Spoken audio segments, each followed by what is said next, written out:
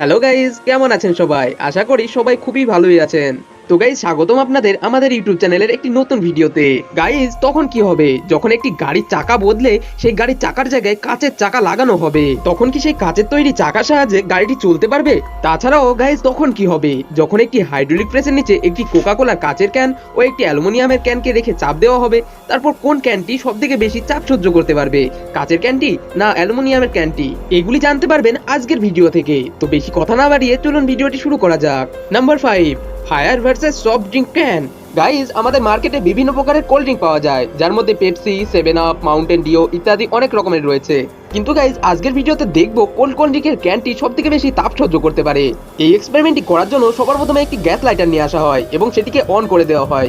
এবার তার সামনে একটি পেপসির ক্যানকে রেখে সেটিকে তাপ দিতে থাকা হয়।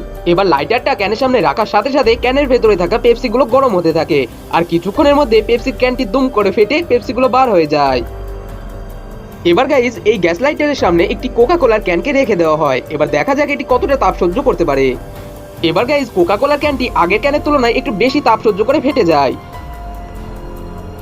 এবার গাইজ, সবশেষে সেই গ্যাস লাইটারের সামনে একটি মাউন্টেন ডিওর ক্যান রেখে দেওয়া হয়। এবার সেই ক্যানটি আগের তুলনায় একটু বেশি তাপ সহ্য করে এবং কিছুক্ষণ তাপ দেওয়ার পর এই ক্যানটিও দুম করে ফেটে যায় এবং ভেতরে থাকা কোল্ড ড্রিঙ্কগুলো বাইরে বের হয়ে যায়। Number 4, Colgate slime. স্লাইম সাধারণত আলুর সাহায্যে তৈরি করা হয়, কিন্তু গাইজ আজকের ভিডিওতে দেখবো এই কোলগেটের সাহায্যে কি স্লাইম তৈরি করা সম্ভব। এর জন্য একটি পাত্রের মধ্যে কিছুটা পরিমাণ কোলগেট দিয়ে তার ভেতর জল ঢেলে মিশিয়ে নেওয়া হয়। এবার তার মধ্যে কিছুটা পরিমাণ গ্লু ঢেলে দেওয়া হয়। এবার সেই মিশ্রণটিকে ভালোভাবে মিশিয়ে নেওয়া হয়। মেশানোর পর গাইজ, আপনারা তো দেখতেই পাচ্ছেন এটি আগের তুলনায় অনেকটাই গাঢ় হয়ে গেছে। এবার এই জিনিসের মধ্যে আসল জিনিস ঢালার পালা, অর্থাৎ বোরেক্স ওয়াটার ঢেলে দেওয়া হয়। এবার এই মিশ্রণটিকে আবার ভালোভাবে মিশানো হয় যতক্ষণ না এই মিশ্রণটি গাঢ় হয়ে স্লাইমে পরিণত হচ্ছে। এই মিশ্রণটিকে কিছুক্ষণ মেলানোর পর গাইজ, আপনারা তো দেখতেই পাচ্ছেন এটি অনেকটাই ঘন হয়ে যায়। এবার এই মিশ্রণটিকে হাত দিয়ে মিশাতে থাকা হয় যতক্ষণ না এটি স্লাইমে পরিণত হচ্ছে। এবার তো গাইজ, আপনারা সেই লিকুইডটিকে দেখতেই পাচ্ছেন এটি আগের তুলনায় অনেকটা ঘন হয়ে গেছে। এবার এটি একটি স্লাইমে পরিণত হয়ে গেছে গাইজ। এবার যখন এই স্লাইমকে শক্তভাবে টানা হয়, অর্থাৎ জোরে টানা হয়, তখন এটি মাঝখান থেকে ভেঙে যায়। এবার যখন সেই স্লাইমকে হাতের উপর রেখে দেওয়া হয়, তখন এটি তরল পদার্থের মতো হাত থেকে গড়িয়ে পড়তে থাকে, যেটাকে দেখতে খুবই স্যাটিসফাইং লাগছিল।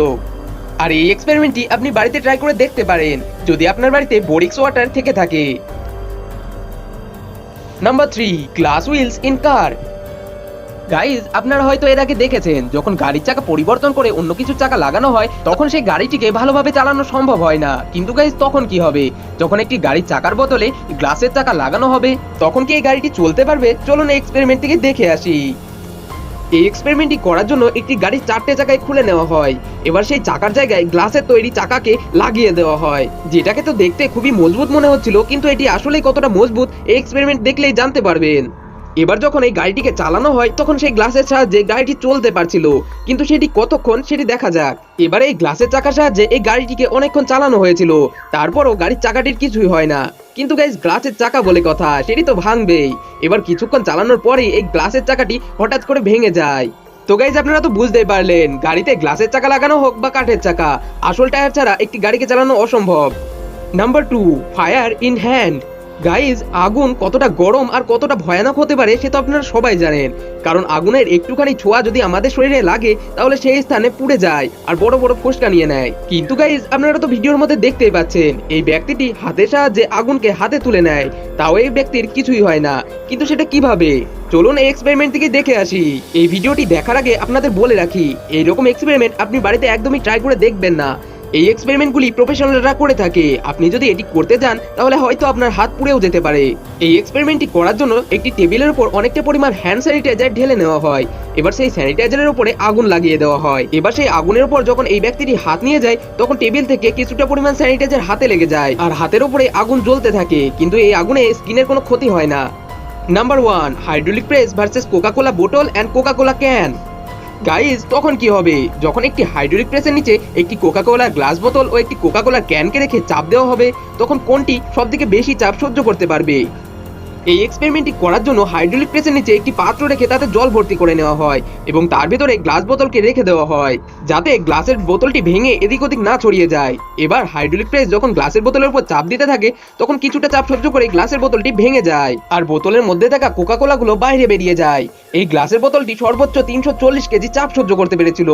এবার সেই হাইড্রোলিক প্রেসের নিচে একটি কোকা কোলার ক্যানকে রেখে দেওয়া হয়।